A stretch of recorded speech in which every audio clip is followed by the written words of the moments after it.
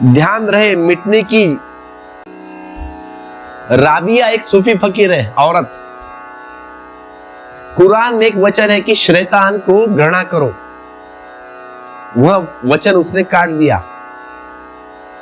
अब कुरान में कोई संशोधन करना बड़ा खतरनाक मामला है और कोई बर्दाश्त भी नहीं कर सकता, ना आज ना कल ना पुराने जमाने में।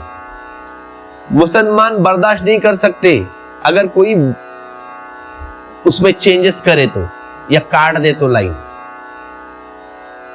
नहीं कर सकते। लेकिन हिंदू कोई टेंशन नहीं, फिक्र नहीं करेंगे। लेकिन मुसलमान की बात अलग है।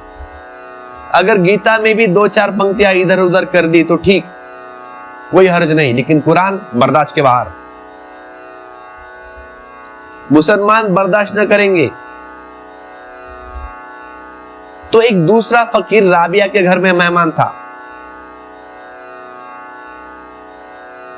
उसने सुबह ही कुरान उठाकर पढ़ी, देखा कि लकीरें खींची है उस किताब के कुछ लाइनों के ऊपर कटी हुई।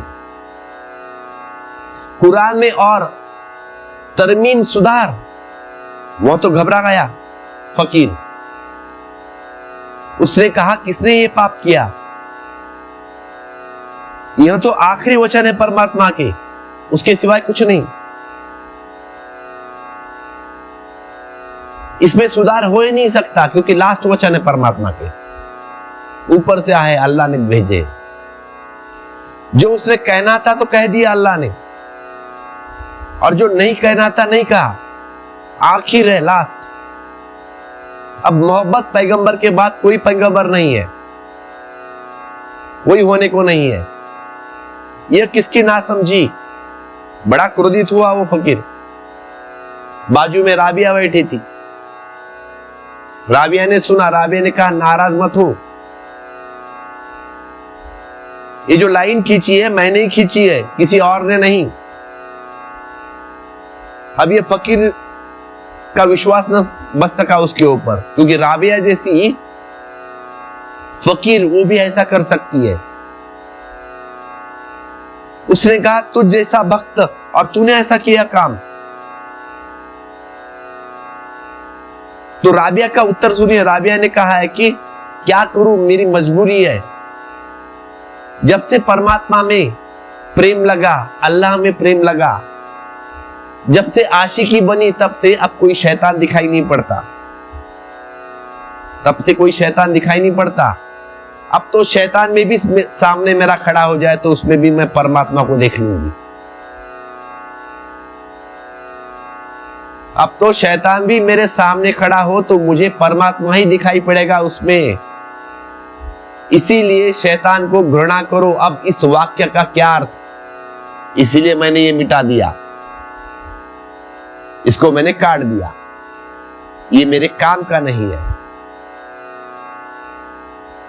क्योंकि जब तक शैतान दिखाई पड़ता था तब तक काम का हो भी सकता था, लेकिन अब किस काम का?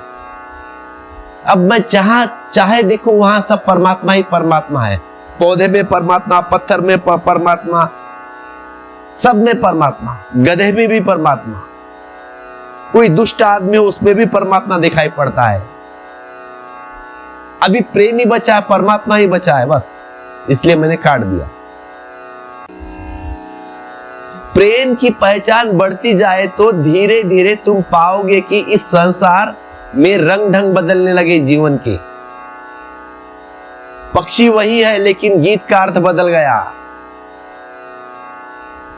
अब पक्षियों की गुनगुनाहट नहीं है, वेदों का उच्चार है। फूल अब भी वही है लेकिन रंग बदल गया। अब परमात्मा की खबर है। झरने अब भी बहेंगे और कल कल नाद करेंगे, लेकिन अब ये परमात्मा के पैरों के बजते हुए पायल। सब बदल गया। प्रेम जिसने किया उसने संसार को रूपांतरित कर लिया। प्रेम जिसने किया उसने संसार को रूपांतरित कर लिया।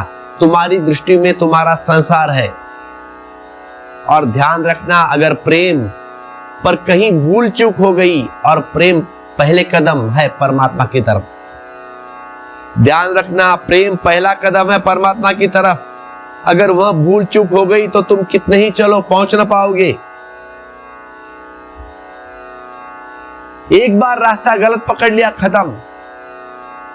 कितना भी चलो पहुंच ना पाओगे फिर, क्योंकि तुम्हारा रास्ता ही गलत है।